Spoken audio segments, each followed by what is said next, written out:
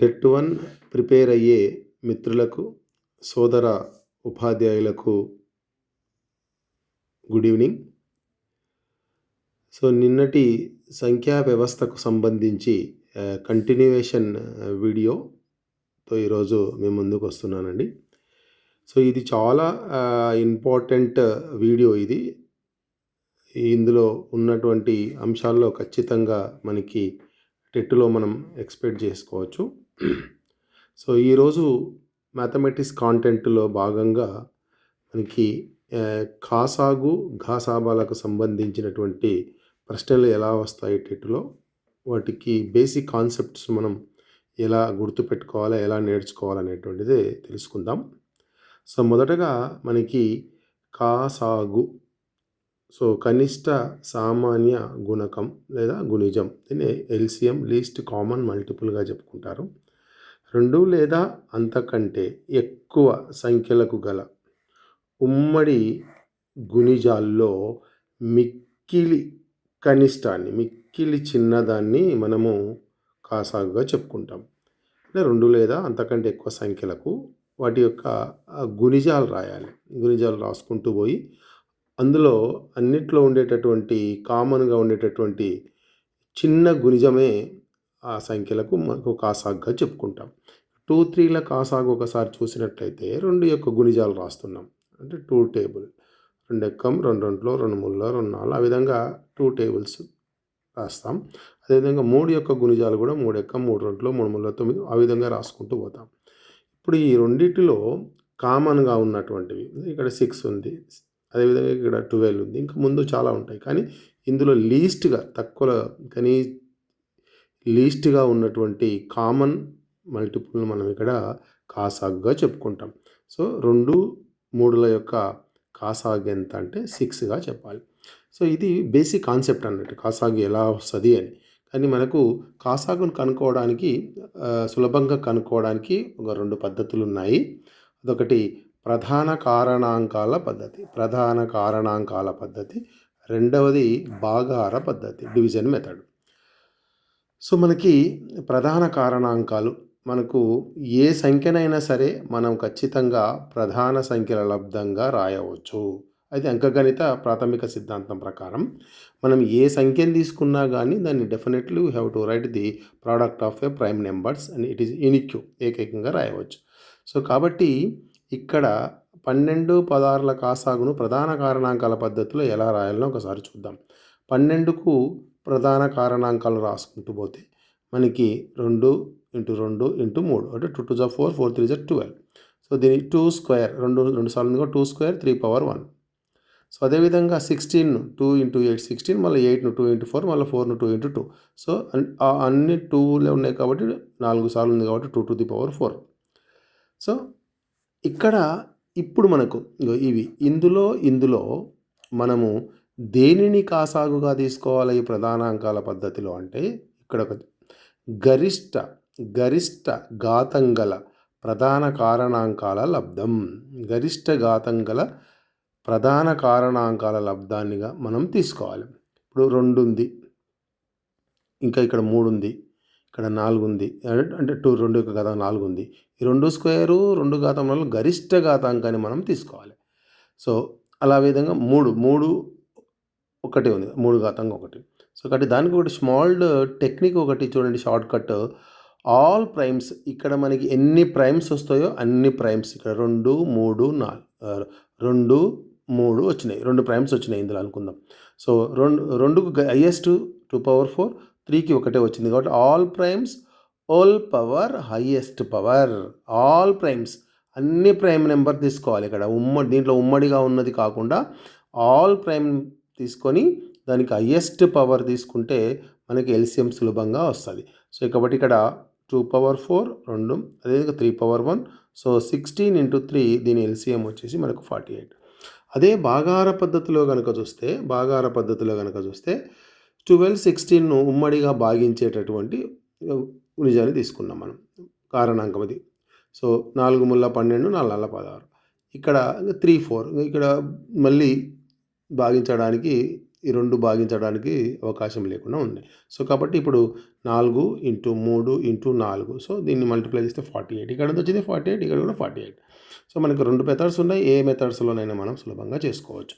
ఇక్కడ ఇలా ఇస్తారు టెట్‌లో, ఇది మనం టెట్‌లో ఇలా ఎక్స్పెక్ట్ చేయవచ్చు అండి. A is equal 2 cube 3 power 1 5 power 1. B అనే సంఖ్య అంటే ఏబీల సంఖ్యలు ఇక్కడ 2 స్క్వేర్ 3 స్క్వేర్. ఏబీల యొక్క కాసాగు ఎంత అని అడుగుతాడు. ఏబీల కాసా. ఇప్పుడు ఆల్ ప్రైమ్స్ ఏమేమున్నాయి? 2 ఉంది, 3 ఉంది, 5. ఆల్ ప్రైమ్స్ రావాలి. సో పవర్ హయ్యెస్ట్ పవర్ రావాలి. 2కు హయ్యెస్ట్ పవర్ ఎంత ఉంది? 3, కాబట్టి 2 క్యూబ్. 3కు హయ్యెస్ట్ పవర్ ఎంత ఉంది? 2.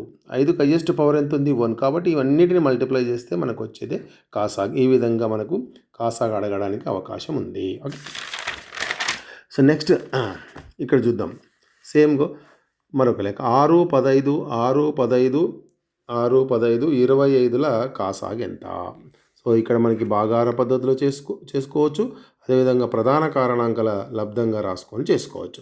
ఇక్కడ 6కు 2 × 3, 15కు 3 × 5, 25కు 5 × 5, 3 పవర్ 1 5 పవర్ 1 5 పవర్ 2. ప్రైమ్స్ ఏమేమి ఉన్నాయి? ఇక్కడ 3 5 ఉంది, 2 కూడా ఉంది.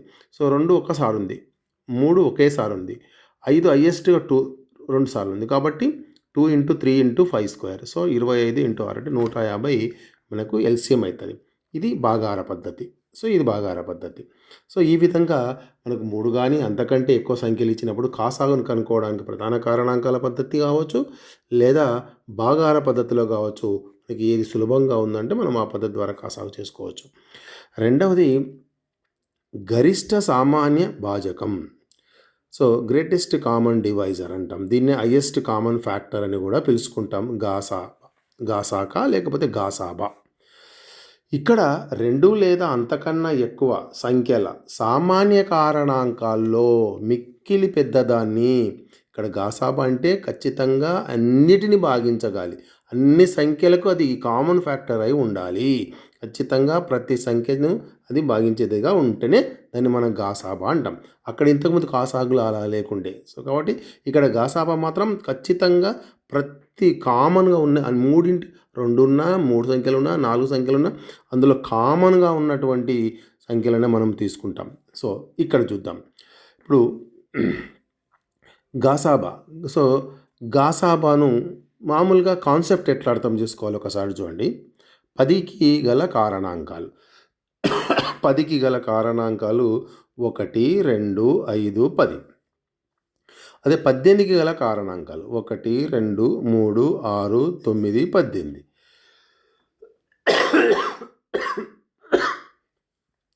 రైట్. ఇందులో ఈ కారణాంకాలు అనేటువంటివి పరిమితం. సంఖ్యలకు కారణాంకాలు పరిమితం ఉంటాయి, కానీ గుణిజాలు పరిమితం లేకుండే, కాబట్టి తక్కువ గుణిజం తీసుకున్నాం. ఇక్కడ కారణాంకాలు అనేటువంటి పరిమితంగా ఉంటాయి. సో మనం నిన్న వీడియోలో చూసినాం ఒక సంఖ్యకి ఎన్ని కారణాంకాలు ఉంటాయి, ఆ కారణాంకాల మొత్తం ఎలా కనుక్కోవాలి అనేటువంటిది. సో ఇక్కడ ఉమ్మడిగా ఉండే కారణాంకాలు చూడండి 1, 2, 1, 2. ఈ 1, 2లో మీ పెద్ద కారణాంకం ఏది అంటే 2. కాబట్టి గాసాకా వచ్చేసి మనకు వచ్చేసి 2గా చెప్పుకుంటాం. సో అదేవిధంగా 3 సంఖ్యలు ఉన్నాయనుకోండి 6, 8, 12ల గాసాబాను కూడా ఎలా కనుక్కోవాలటువంటిది ఇది కాన్సెప్ట్ బేస్. అంటే పిల్లలకి మనం అర్థం చెప్పించేటప్పుడు ఒక కాన్సెప్ట్ ఎలా వచ్చింది, గాసాబాను ఎలా కనుక్కుంటారు అనడానికి ఇది. సో ఇక్కడ కూడా గాసాబాను మళ్ళా 2 పద్ధతులు, ప్రధాన కారణాంకాల పద్ధతిలో ఆవృత భాగాహార పద్ధతి అంటారు. భాగాహార పద్ధతి లేదా మరి ఆవృత భాగాహార పద్ధతి ద్వారా కూడా మనము గాసాగాను కనుక్కోవచ్చు. సో 10, 18కి చూద్దాం. ఇదే ఉదాహరణ తీసుకుందాం. 10, 18. 10ని 2, 5. ఇందులో ఉమ్మడిగా ఉన్నవి మాత్రమే తీసుకోవాలి. Common 2 power 1, 2 power 1. సో కాబట్టి ఇందులో ఉన్నటువంటి ఉమ్మడిది సో ఈ విధంగా తీసుకుంటాం. ఓకే. అదేవిధంగా 24, 28, 30 3 సంఖ్యలు ఉన్నాయి చూడండి. 24, 28, 32లను సో 2ను ప్రధాన కారణాంకాల లబ్ధం రాస్తే ఈ విధంగా వస్తుంది. 28ని ప్రధాన కారణాంకాల లబ్ధం రాస్తే ఈ విధంగా వస్తుంది. 32ని రాస్తే మనకు 2^5 అవుతుంది. సో ఇందులో కామన్గా ఉన్నటువంటి కామన్ చూడండి ఏమేమి ఉన్నాయి కామన్. ఇందులో 2 స్క్వేర్, ఇక్కడ 2 క్యూబ్, ఇక్కడ 2/5. సో ఇందులో అన్నిట్లో ఉమ్మడిగా ఉండాలి అంటే 2 స్క్వేర్ ఇందులో ఉంది. కాబట్టి 2 స్క్వేర్ మనము గాసాకాగా చెప్పుకుంటాం. రైట్. మరి భాగాహార పద్ధతిలో కనుక చూసినట్లయితే మనకు భాగారం చేసేటప్పుడు పెద్ద సంఖ్యను చిన్న సంఖ్యతో భాగించుకోవాలి. పెద్ద సంఖ్యను చిన్న సంఖ్యతో భాగించాలి. ఇక్కడ పెద్ద సంఖ్య 18. 18ని 10తో భాగిద్దాం. 10 ఎక్కం 10. సో రిమైండర్ 8 వచ్చింది. శేషం 8 వచ్చింది. ఇప్పుడు ఈ 8 మళ్ళా 10ని, ఈ 8ని మళ్ళీ 10ని, ఇది ఆవృతము అంటారు దీన్ని, రిపీటెడ్గా వచ్చేటువంటిది ఆవృతం. సో 8 చేత 10ని, అప్పుడు ఇంతకుముందు శేషం ఇప్పుడు విభాజకం అవుతుంది చూడండి. 8 ఎక్కం 8, 2 వచ్చింది. మళ్ళీ ఈ 2 8ని, ఈ 2 8ని, 2 అలా శేషం ఇప్పుడు అట్లా ఎంతవరకు చేసుకుంటూ పోవాలి? శేషం 0 వచ్చే వరకు చేసుకుంటూ పోవాలి. ఈ చివరి విభాజకం ఏదైతే ఉందో, చివరి విభాజకం దాన్నే మనకు హెచ్సిఎఫ్గా చెప్పుకుంటాం. ఇది భాగారానికి సంబంధించి, భాగార పద్ధతికి సంబంధించి. సో ఇది ఆవృత భాగార పద్ధతి అంటారు. మామూలుగా భాగార పద్ధతిలో చూడండి ఎలా చేస్తామో ఒకసారి చూద్దాము. ఇప్పుడు 24, 28, 32ల గాస, ఇది చాలా సులభమైన, అన్నిటికంటే సులభమైనటువంటి పద్ధతి ఇది. సో ఇప్పుడు దీన్ని అన్నిటికీ ఉమ్మడిగా ఉండేటువంటి కారణాంకం రాద్దామా? 4 6ల 4 7లో 4 ఎంబల 32. ఇప్పుడు ఇందులో 6కు 7కు 8కు ఉమ్మడి కారణాంకం ఏది లేదు కాబట్టి వదిలేసేయాలి ఇక్కడితో. కాబట్టి 4 గాసాగా. 12, 30, 36 ఉందనుకోండి. సో దీనికి 6 6 6 5 6 6ల. సో ఇక్కడ 2 5 6 వచ్చింది. ఈ 2 5 6లకు ఉమ్మడి కారణాంకం అన్నిట్లో ఉండాలి ఖచ్చితంగా, ఏ ఒక్కదానికి లేకపోయినా వదిలేసేయాల్సిందే. సో కాబట్టి ఇది వదిలేస్తాం 6 అట్లా. సో 12, 16, 28. 12, 16, 28 గాసాకా చూద్దాం. 4 3 4 4 4 7. ఇగో ఇవి వదిలేద్దాం. సో ఇది ఇంకా చాలా సులభమైనటువంటి పద్ధతి. మనకి ఇట్లా ప్రధాన కారణాంకాల పద్ధతి, ఆవృత భాగార పద్ధతి. సో భాగార పద్ధతి ప్రకారం మనము గాసాకాను కనుక్కోవడానికి ప్రయత్నం చేస్తాం. రైట్. ఇప్పుడు కాసాగుకు మరియు గాసాబాకు మధ్య సంబంధం ఏంటనేది ఒకటి చూద్దాం. దీని మీద కూడా మనకు గతంలో టెట్లో చాలాసార్లు క్వశ్చన్ అడుగుతూ ఉన్నారు. కాబట్టి ఏబీలు ఏవైనా 2 సంఖ్యలు, వాటి కాసాగు ఎల్సిఎం ఎల్, వాటి గాసాక హైయెస్ట్ కామన్ ఫ్యాక్టర్ హెచ్ అయితే ఆ రెండింటి మధ్యలో ఉండే సంబంధం ఏంటంటే A into B is equal to L into H. ఇక్కడ ఏబీ 2 సంఖ్యలు ఇచ్చి కాసాగిచ్చి గాసాబా కనుక్కోమనొచ్చు. కాసాగు గాసాబా ఇచ్చి ఒక సంఖ్య ఇచ్చి ఇంకో సంఖ్యను కనుక్కోమనొచ్చు. సో 2 సంఖ్యలు ఇచ్చి గాసాబా ఇచ్చి కాసాగు కనుక్కోమనొచ్చు. ఇలా మనకి 4లో 3 రాసులు ఇచ్చి తెలియని ఒక రాశిని కనుక్కోమని చెప్తారు. రైట్. సో గతంలో అడిగినారు టెట్లో చూడండి, భిన్నాల కాసాగు కూడా అడుగుతారు. ఇప్పుడు మామూలుగా సంఖ్యల కాసాగు చేసాం కదా, భిన్నాలకు సంబంధించి కాసాగు. సో ఇందులో కన్ఫ్యూజ్ కావాల్సిన అవసరం ఏం లేదండి. సో ఫ్రాక్షన్స్ మనకి LCM of fractions or HCF of fractions అని కూడా అడుగుతుంటాడు. సో భిన్నాల కాసాగు కావాలంటే, భిన్నం అంటేనే మనకి లవము హారములతో కూడుకున్నటువంటిది. సో లవముల కాసాగు తీసుకోవాలి, హారముల గాసాబా తీసుకోవాలి. సపరేట్గా లవముది సపరేట్గా కాసాగు కట్టాలి, హారముల గాసాబా కట్టాలి. కట్టి దాని చేత భాగిస్తే మనకు వచ్చినటువంటిది భిన్నాల కాసాగు వస్తుంది. అంటే భిన్నాల గాసాబా కనుక్కోమంటే లవముల గాసాబా కనుక్కోవాలి, హారముల కాసాగు కనుక్కో. ఇక్కడ చూడండి, భిన్నాల కాసాగు అని ఉన్నప్పుడు ఫస్ట్ లవములకు పైన కాసాగు కనుక్కోండి, కింద గాసాబా కనుక్కోండి. ఇక్కడ భిన్నాల గాసాబా అన్నప్పుడు లవములకు గాసాబా కనుక్కోండి, కింద కాసాగు కనుక్కోండి. ఇప్పుడు ఒక ఎగ్జాంపుల్ చూద్దాం చూడండి. 2/3, 4/3ల భిన్నాలకు సంబంధించిన కాసాగు. లవాలు 2 4 ఉన్నాయి కదా, 2 4ల కాసాగు మనకు 4. అదేవిధంగా హారాల 3 5ల యొక్క గాసాబా 1 అవతల చేశాం. కాబట్టి ఇప్పుడు భిన్నాలు 2/3, 4/3ల కాసాగు ఏమన్నాము? లవముల కాసాగు బై హారముల కాసాగు. లవముల కాసాగు 4, హారముల గాసాబా 1, 4/1 answer is 4. సో అదేవిధంగా ఇది కూడా. సో గాసాబా ఇది 2 4ల గాసాబా 2, 3 5ల LCM 15.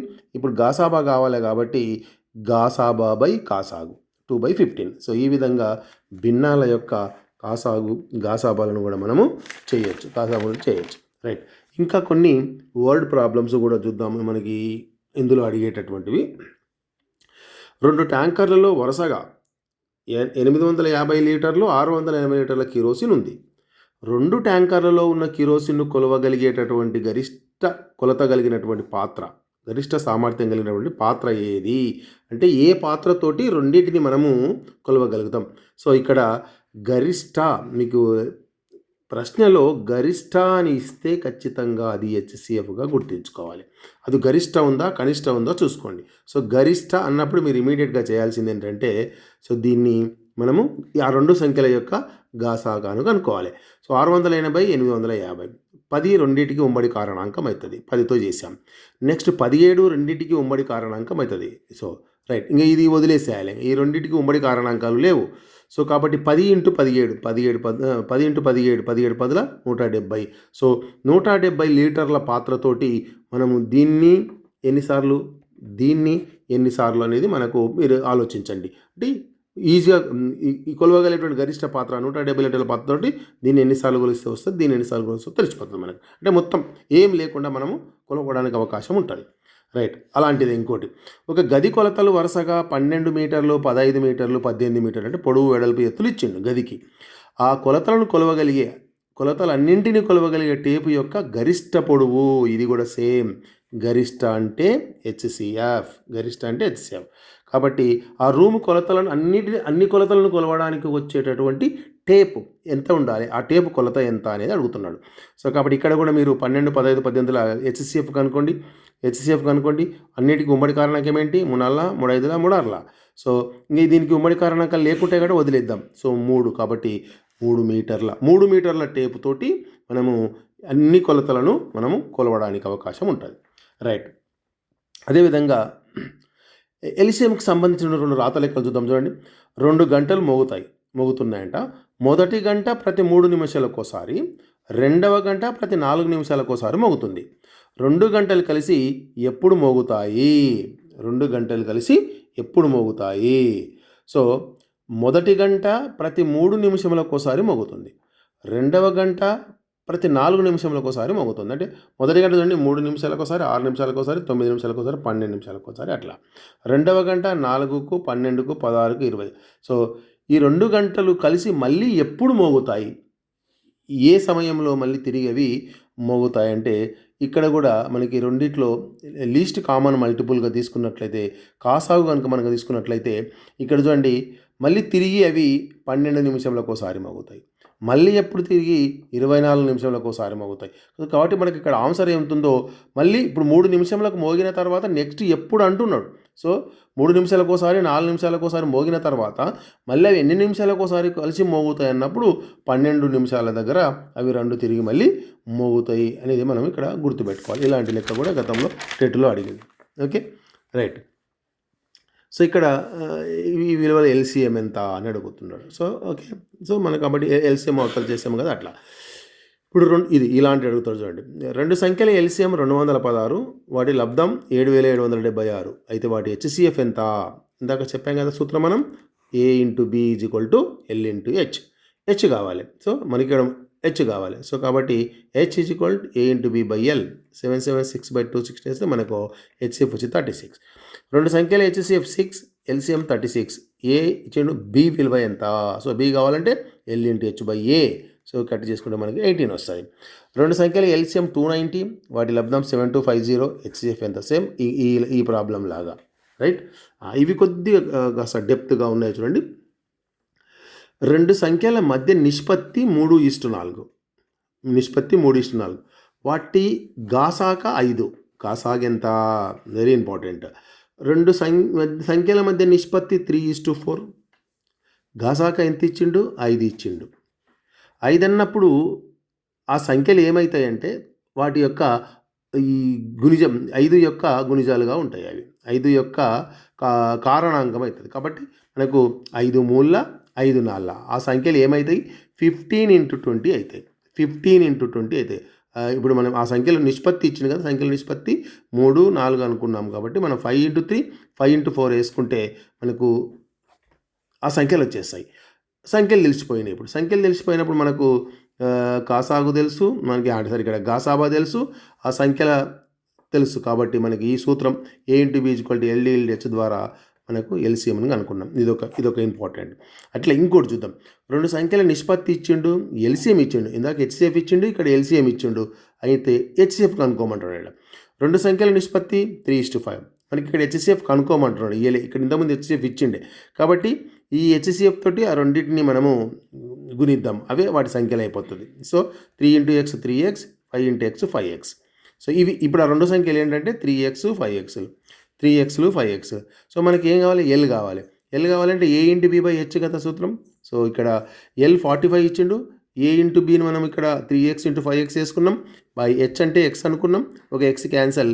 So X is equal to కడి చేసుకుంటే మనకు ఎక్స్ ఈజ్ ఈక్వల్ టు 3 అంటే హెచ్ ఈజ్ ఎంత అంటే 3. So this is also important. అలాంటిది ఇంకోటి చూద్దాం. రెండు సంఖ్యల నిష్పత్తి 3:5. ఆ సంఖ్యల మొత్తం ఇక్కడ మొత్తం ఇచ్చింది చూడండి. అయినా రెండు సంఖ్యల హెచ్సిఎఫ్ ఎంత? నిష్పత్తి 3:5, హెచ్సిఎఫ్ ఎక్స్ అనుకోవాలి. ఎక్స్ ఈ రెండింటికి ఉమ్మడిగా మనకి కారణాంకం అవుతుంది. కాబట్టి అది ఏమవుతుందంటే సో 3x 5x అనేవి ఆ సంఖ్యలు అవుతాయి. ఆ సంఖ్యల మొత్తము అంటున్నాడు. కాబట్టి 3x + 5x 3x + 5x ఎంత ఇచ్చిన వాడు 160 ఇచ్చిండు. 8x 160. So x is equal to మనకి 20. హెచ్ఎక్స్ ఏమనుకున్నామంటే హెచ్సిఎఫ్ ఈజ్ ఈక్వల్ టు 20గా చెప్పుకున్నాం. ఓకే. సో అలాగే ఇంకొకటి చూద్దాం ఇక్కడ. సో ఇలాంటివి ఎగ్జామ్లో కూడా అడుగుతారు, ఇంపార్టెంట్ ప్రాబ్లమ్స్ ఇవి. 513, 1134, 1215లను భాగించే గరిష్ట సంఖ్య ఏది? గరిష్ట అని ఇచ్చి ఇందాక చెప్పాను. గరిష్ట అంటే అది గాసాకా.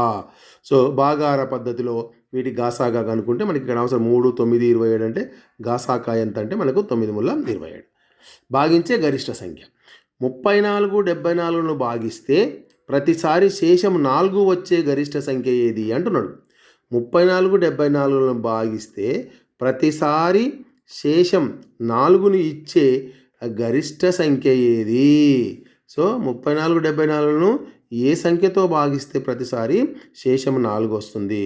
ఇప్పుడు ఒకసారి చూడండి, మీకు ఇక్కడ 14ను మనము 3 చేత భాగిస్తే శేషం 2 వచ్చింది. శేషం అంటే 14ను ఏ సంఖ్యతో భాగిస్తే మనకు శేషం 2 వస్తుంది అన్నప్పుడు సో 14ను మనము 3 చేత భాగించుకున్నట్టయితే శేషం 2 వస్తుంది. అంటే ఇక్కడ మనకి శేషం 2 వచ్చింది. సో కాబట్టి ఇక్కడ మనం ఏం చేస్తాం చూడండి, 34, 74లను భాగిస్తే ప్రతిసారి శేషం 4ని ఇచ్చే గరిష్ట సంఖ్య ఏది అంటాడు. ఈ 34లోకి వెళ్ళి 4ను మైనస్ చేయండి, 74లోకి వెళ్ళి 4ను మైనస్ చేయండి. అప్పుడు ఇది 30, ఇది 70. ఈ 30, 70లో హెచ్సిఎఫ్ కనుక్కోండి 10. సో ఈ 10 34ను భాగిస్తే శేషం 4 వస్తుంది, 74 భాగిస్తే శేషం 4 వస్తుంది. ఓకే. అలాగే 13, 56, 18, 68, 2064 ఏ గరిష్ట సంఖ్యలతో భాగిస్తే శేషం 12 వస్తుంది? సేమ్ ఇక్కడనే. సో ఫస్ట్ దానికి వెళ్ళి 12 తీసేయండి, శేషం తీసేసి వీడియోకి హెచ్సిఎఫ్ కనుక్కోండి 64. సో 64 చేత దీన్ని భాగించిన శేషము 12 వస్తుంది. సేమ్ అలాంటిదే 1657, 2030 ఏ గరిష్ట అంటేనే మీరు హెచ్సిఎఫ్ భాగిస్తే శేషం 6, 5లు వస్తాయి. దీనిలోకి వెళ్ళి తీసేయండి, 6 తీసేయండి, దీనికి వెళ్ళి తీసేయండి. అంటే ఒక దాని చేత భాగించినప్పుడు శేషం 6 రావాలంట, ఇంకో దాన్ని భాగించినప్పుడు శేషం 5 రావాలంట. సో 5 తీసేయండి. ఇప్పుడు ఈ రెండింటి యొక్క హెచ్సిఎఫ్ కనుక్కోండి 127, 127. సో మనకు 127 రైట్. ఏ కనిష్ట సంఖ్యకు 5ను కూడిన ఆ సంఖ్య, ఇవి ఎల్సిఎంలకు సంబంధించి, ఇందాక హెచ్సిఎఫ్లకు సంబంధించాం కదా, ఎల్సిఎంలకు సంబంధించి. ఏ కనిష్ట సంఖ్యకు 5ను కలిపితే ఆ సంఖ్య 12, 14, 18ల చేత నిశ్శేషంగా కనిష్ట. ఇక్కడ ఏమడిగిండు? కనిష్ట అంటే ఎల్సిఎం కనుక్కోవాలి. ఏ కనిష్ట సంఖ్యకు 5 కలిపితే అది. సో ఫస్ట్ వీటి ఎల్సిఎం కనుక్కుందాం. ఎల్సిఎం కనుక్కుంటే ఎంత వచ్చింది మనకి? 252 వచ్చింది. 252 వచ్చింది అన్నప్పుడు దీనిలోకి వెళ్ళి 7 తీసేసింది అనుకోండి మీరు. దీనిలోకి వెళ్ళి మనకి 5ను తీసేయాలి. 5ను తీసేస్తే మనకి ఎంత వస్తుంది? 247 వస్తుంది. ఇప్పుడు 247కు ఎంత కలిపితే 5ను కూడితే అది వీటి చేత నిశ్శేషంగా భాగించమంటే మనకు వచ్చిన ఆన్సర్ ఎంత అంటే 247 అని రాయాలి. 252 రాయకూడదు. 252లోకి వెళ్ళి 5 తీసేయండి, 247 అవుతుంది. ఇప్పుడు 247కు 5 కలపండి. ఏ కనిష్ట సంఖ్యకు 5 కలిపితే అంటే 247కి 5 కలిపితే అది దీని చేత నిశ్శేషంగా భాగించబడుతుంది. అదేవిధంగా ఏ కనిష్ట సంఖ్యకు 7 తీసేస్తే ఇక్కడ కలుపుతున్నాం కదా, ఇక్కడ తీసేస్తే అది నిశేషంగా 12, 16, 18 చేత భాగించబడుతుంది. ఫస్ట్ ఎల్సిఎం తీసుకోండి. LCM is 144. ఇప్పుడు ఎంత 7 తీసేసేయాలంటే ఇక్కడ దీనికి 144కు 7 కలుపుకోవాలి మీరు. ఎంత అయింది 151. ఇప్పుడు ఆన్సర్ 144 ఉంటుంది, 151 కూడా ఉంటుంది, కన్ఫ్యూజ్ ఉంటుంది. ఇప్పుడు 151లోకి వెళ్ళి 7 తీసేయండి, ఎంత వస్తుంది 144. అది 12, 16, 18 అన్నీ కూడా నిశ్చేషంగా భాగిస్తాయి. సో కాబట్టి తీసివేసిన అని ఇచ్చినప్పుడు ఆ సంఖ్యను కలపాలి, కూడిన అన్నప్పుడు ఆ కాసాగుకు ఆ సంఖ్యలను తీసేయాలి. ఇక్కడనేమో కాసాగు కలుపుకోవాలి, రైట్. సో అదేవిధంగా 5, 6, 7, 8తో భాగిస్తే శేషం 3 వచ్చే కనిష్ట సంఖ్య ఏది? భాగిస్తే శేషం 3 వచ్చేటటువంటి కనిష్ట సంఖ్య ఏది? సో మనకి ఇక్కడ శేషం 3 రావాలట. మనకి ఇక్కడ ఎల్సిఎం ఎంత వచ్చింది? 840 వచ్చింది. సో ఇప్పుడు దీనికి +3 కలపండి, 843. సో 843ని 5 చే భాగిస్తే శేషం 3 వస్తుంది, 6 చేత భాగిస్తే శేషం 3 వస్తుంది, ఆ విధంగా, రైట్. అదేవిధంగా 48, 60, 72లతో భాగిస్తే వరుసగా 38, 50, 62 శేషాలు ఇచ్చే కనిష్ట సంఖ్య ఏది? ఇక్కడ ఒక లాజిక్, ఈ సంఖ్యకు భేదం చూసుకోండి, ఈ సంఖ్యకు భేదం చూసుకోండి, ఈ సంఖ్యకు భేదం, ఎప్పుడు భేదం ఈక్వల్ ఉంటుంది, ఈ డిఫరెన్స్ అనేది ఖచ్చితంగా ఈక్వల్ ఉంటుంది. ఓకే, సో ఇప్పుడు 10 డిఫరెన్స్ ఉంది, రైట్. ఇప్పుడు 48, 60, 72ల కాసాకు తీయండి, 720.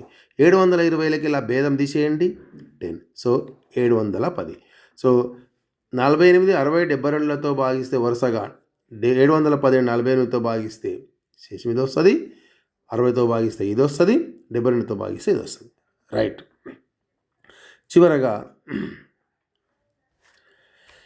2 సంఖ్యల HCF 15, వాటి మొత్తం 135, వాటి కాసాగు 300 అయినా ఆ సంఖ్యలు ఏవి అని అడుగుతున్నాడు. ఇంపార్టెంట్. 2 సంఖ్యలు XY అనుకుందాం. HCF ఏమవుతుంది? 15 ఇచ్చినవాడు HCF 15 అని ఇచ్చిండు కాబట్టి 15X 15Y రూపంలో ఉంటుంది. దాని HCF అని రెండింటికి అది కామన్గా ఫ్యాక్టర్ అయి ఉంటుంది కాబట్టి 15X 15Y ఆ సంఖ్యలు అయి ఉంటాయి. ఇప్పుడు ఈ 2 సంఖ్యల మొత్తం 135. అప్పుడు X + Y = 15 ఇక్కడ తీసుకొస్తే 135/15 అంటే 9. సమ్ ఎంత అంటే 9. ఎల్సిఎం, ఈ 2 సంఖ్యల LCM 15X 15Yల LCM 15XY. 15XY ఎంత? 300. సో XY = ఎంత? 300/300/15 20. ఇది 20. XY = 20, X + Y = 9. ఇక్కడ మనకి సాధన చేస్తే ఈ రెండింటిని తృప్తిపరిచేది 9 రావాలి. 1, 8 కూడా వస్తే 9 వస్తుంది, కానీ ఇక్కడ 1 × 8 20 కాదు. సో 4, 5 వేసుకుంటే 4, 5, 9 వస్తుంది, 4, 5, 20 సరిపోతుంది. ఇప్పుడు ఆ సంఖ్యలు 15X 15Y కదా, ఇప్పుడు 2 15X 15Y కదా, మీరు ఇక్కడ 4 పెట్టి ఇక్కడ 5 పెట్టినా ఇక్కడ ఏదైనా సేమ్, ఇక్కడ 15 15 ఉంది కాబట్టి సో 15 × 60, 15 × 75. ఆ 2 సంఖ్యలు ఏంటి అంటే ఆ 2 సంఖ్యలు మనకి 60, 75.